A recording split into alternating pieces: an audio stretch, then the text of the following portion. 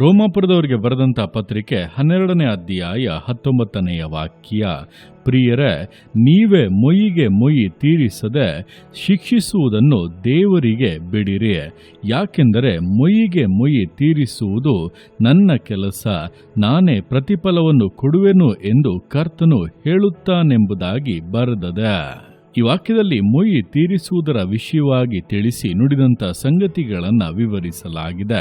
ನೋಡುವಂಥ ಸಮಯದಲ್ಲಿ ಸಾಧಾರಣವಾಗಿ ಮನುಷ್ಯರ ಒಂದು ಸ್ವಭಾವ, ಯಾರಾದರೂ ನಮಗೆ ಏನಾದರೂ ಒಂದು ಕೇಡನ್ನು ಮಾಡಿದರೆ, ವಿರೋಧವಾದ ಮಾತುಗಳನ್ನು ಆಡಿದರೆ, ಅವಮಾನಪಡಿಸಿದರೆ, ನಿಂದಿಸಿದರೆ ನಾವು ಕೂಡ ತಿರುಗಿ ಅವರಿಗೆ ಹಾಗೆ ಮಾಡಬೇಕು, ಅವರನ್ನು ಕೂಡ ಹೇಗಾದರೂ ಮಾಡಿ ಅಂತಹ ಒಂದು ವೇದನೆಯಲ್ಲಿ, ಅಂತಹ ಒಂದು ದುಃಖದಲ್ಲಿ ತಳ್ಳಬೇಕು ಎಂಬುದಾಗಿ ಯೋಚನೆಗಳು, ಆಗ್ರಹಗಳು ಬರುತ್ತದೆ.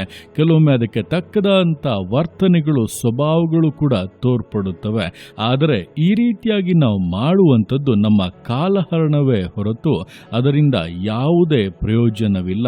ಅವರು ಏನೋ ಮಾಡಿದ್ದಕ್ಕೆ ಪ್ರತಿಯಾಗಿ ನಾವಿನ್ನೊಂದನ್ನು ಮಾಡಿಕೊಂಡು ಅಲ್ಲಿ ಕಾಲವನ್ನು ವ್ಯರ್ಥವಾಗಿ ಕಳೆಯುತ್ತಾ ಇದ್ದರೆ, ನಾವು ಹೋಗಬೇಕಂತ ವಿಷಯಗಳು, ನಾವು ನೆರವೇರಿಸಬೇಕಾಗಿರುವಂಥ ಕಾರ್ಯಗಳು, ನಮ್ಮ ಮೂಲಕವಾಗಿ ಪರಿಪೂರ್ಣತೆಗೆ ಬರಬೇಕಂತ ವಿಷಯಗಳೆಲ್ಲ ತಡವಾಗಿ ಹೋಗುತ್ತವೆ. ಈ ರೀತಿಯಾಗಿ ಮಾಡಿಕೊಂಡೇ ಅನೇಕರು ತಮ್ಮ ಜೀವಿತದ ಉದ್ದೇಶವನ್ನೇ ಮರೆತು ಬಿಟ್ಟು ಅನೇಕ ಗೊಂದಲಗಳಲ್ಲಿಯೂ ಗಲಿಬಿಲಿಗಳಲ್ಲಿಯೂ ಕಾಡಿನಲ್ಲಿ ಕಣ್ಣು ಕಟ್ಟಿ ಬಿಟ್ಟಂತ ರೀತಿಯಲ್ಲಿ ಅಲೆದಾಡುತ್ತಾ ಇದ್ದಾರೆ. ಆದರೆ ಈ ದಿವಸದಲ್ಲಿ ಒಂದನ್ನ ತಿಳಿದುಕೊಳ್ಳಿ, ಯಾರಿಗೂ ಕೂಡ ನಾವು ಮೊಯ್ಯಿ ತೀರಿಸಬೇಕಂತ ಅವಶ್ಯಕತೆಯೇ ಇಲ್ಲ. ಹಾಗಾದರೆ ಹೇಗೆ ಎಂದು ಕೇಳುವುದಾದರೆ ಈ ವಾಕ್ಯದಲ್ಲಿ ಬರೆಯಲ್ಪಟ್ಟಿದೆ, ಪ್ರಿಯರೇ, ನೀವೇ ಮೊಯ್ಯಿಗೆ ಮೊಯ್ಯಿ ತೀರಿಸದೆ ಶಿಕ್ಷಿಸುವುದನ್ನು ದೇವರಿಗೆ ಬಿಡಿರಿ.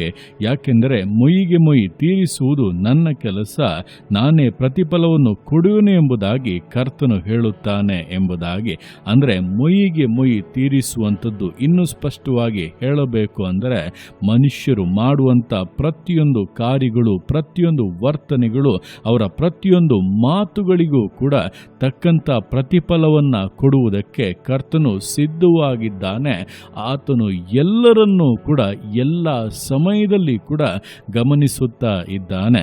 ಆದ್ದರಿಂದ ಕರ್ತನು ನೋಡಿಕೊಳ್ಳುತ್ತಾನೆ ಎಂಬುದನ್ನು ಅರಿತು ಯಾರಿಗೂ ಕೂಡ ಅವರಿಗೆ ಸಿಕ್ಕಬೇಕಂತ ಪ್ರತಿಫಲಗಳು ಎಂದಿಗೂ ತಪ್ಪುವುದಿಲ್ಲ ಎಂಬುದನ್ನು ಅರಿತವರಾಗಿ ಈ ದಿವಸಗಳಲ್ಲಿ ಅನವಶ್ಯಕವಾಗಿ ಮೊಯ್ಯಿಗೆ ಮೊಯ್ಯಿ ತೀರಿಸುವುದರಲ್ಲಿ ಸಮಯವನ್ನು, ಕಾಲವನ್ನು ವ್ಯಯ ಮಾಡದೆ ಅದನ್ನು ಬಿಟ್ಟು ನಿಮ್ಮ ಜೀವಿತದ ಕಾರ್ಯಗಳನ್ನು, ನಿಮ್ಮ ಜೀವಿತದಲ್ಲಿರುವಂಥ ಉದ್ದೇಶಗಳನ್ನು ನೆರವೇರಿಸುವುದರಲ್ಲಿ ಆಸಕ್ತಿಯನ್ನು, ಶ್ರದ್ಧೆಯನ್ನು ತೋರಿಸಿರಿ. ಅದರ ಮೂಲಕವಾಗಿ ಕರ್ತನ ಉದ್ದೇಶಗಳು, ಕರ್ತನ ಆಗ್ರಹಗಳು ಪರಿಪೂರ್ಣತೆಗೆ ಬರುತ್ತವೆ. ಹಾಗೆ ಕರ್ತನು ನಿಮ್ಮನ್ನು ಆಶೀರ್ವದಿಸಿ ಘನಪಡಿಸುವುದರೊಟ್ಟಿಗೆ ನಿಮಗೆ ವಿರೋಧವಾಗಿ ಕಾರ್ಯ ಮಾಡಿದಂಥವರಿಗೆ ಉಂಟಾಗುವಂಥ ದಂಡನೆಗಳನ್ನು ಕೂಡ ನಿಮ್ಮ ಕಣ್ಣುಗಳು ಕಾಣುವಂತೆ ಮಾಡುತ್ತಾರೆ.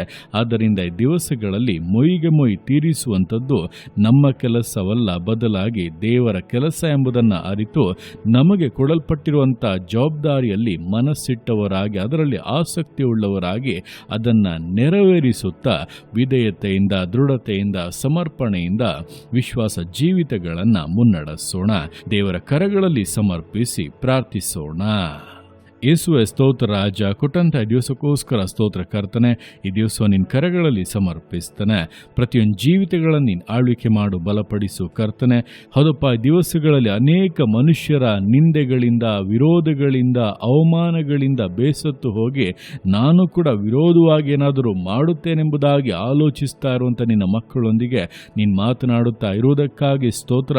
ಆ ರೀತಿ ಕಾಲವನ್ನು ವ್ಯರ್ಥವಾಗಿ ಕಳೆಯದಂತೆ, ಯಾರಿಗೂ ಕೂಡ ಮೊಯ್ಯಿಗೆ ಮೊಯ್ಯಿ ತೀರಿಸುವುದಕ್ಕೆ ಹೋಗದಂತೆ, ಅದು ಅಪ್ಪ ನಮ್ಮ ಕೆಲಸವಲ್ಲ, ಅದು ನಿಮ್ಮ ಕೆಲಸ ಎಂಬುದನ್ನು ಅರಿತು ನಿನ್ನ ಕರಗಳಲ್ಲಿ ಒಪ್ಪಿಸಿಬಿಟ್ಟು ಅಂಥವರಿಗಾಗಿ ಪ್ರಾರ್ಥಿಸಿ ಅವರನ್ನು ಆಶೀರ್ವದಿಸಿ ಕರ್ತನೆ. ನಮ್ಮ ಜೀವಿತದಲ್ಲಿರುವಂಥ ವಿಷಯಗಳನ್ನು ನೆರವೇರಿಸುವುದರಲ್ಲಿ ಆಸಕ್ತಿ ಉಳ್ಳವರಾಗಿ ದೃಢತೆಯಿಂದ ಮುನ್ನಡೆಯೋದಕ್ಕೆ ಪ್ರತಿಯೊಬ್ಬೊಬ್ಬರಿಗೂ ಸಹಾಯ ಮಾಡು. ನೀನಪ್ಪ ಎಲ್ಲವನ್ನ ನೋಡುತ್ತಾ ಇರುವಂಥವರು, ಪ್ರತಿಯೊಬ್ಬೊಬ್ಬರ ಒಂದೊಂದು ಆಲೋಚನೆಗಳನ್ನು ಕೂಡ ನೀನು ಅರಿತಿರುವಂಥ ದೇವರು, ಅದಕ್ಕೆ ತಕ್ಕಂಥ ಪ್ರತಿಫಲಗಳನ್ನು ಕೊಡುತ್ತೀಯ.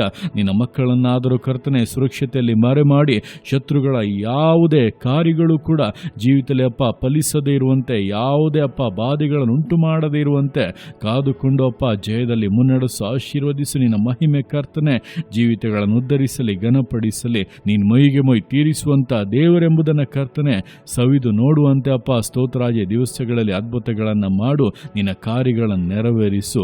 ನಿನ್ನ ಅರ್ಥಿಗೆ ಮಾಡುವಂಥ ನಿನ್ನ ಪ್ರೀತಿಗೋಸ್ಕರ, ಕೃಪೆಗೋಸ್ಕರ ಅಪ್ಪ ನಿಮಗೆ ಸ್ತೋತ್ರಗಳು. ಪ್ರತಿಯೊಂದು ಜೀವಿತಗಳನ್ನು ಅಪ್ಪ ನಿಮ್ಮ ಕರಗಳಲ್ಲಿ ಸಮರ್ಪಿಸ್ತಾ ಅದನ್ನೇ ಆಶೀರ್ವದಿಸು, ಮಾನಿಸು, ಘನಪಡಿಸು. ಎಲ್ಲ ನಿಮ್ಮ ಕರಗಳಲ್ಲಿ ಸಮರ್ಪಿಸಿ ಎಲ್ಲ ಸ್ತುತಿಯನ್ನು ಮಾನವನೊಬ್ಬನಿಗೆ ಸಲ್ಲಿಸಿ ಯೇಸುವಿನ ನಾಮದಲ್ಲಿ ಬೇಡುತ್ತೆ ನಮ್ಮ ತಂದೆಯೇ. ಆಮೇನ್, ಆಮೇನ್.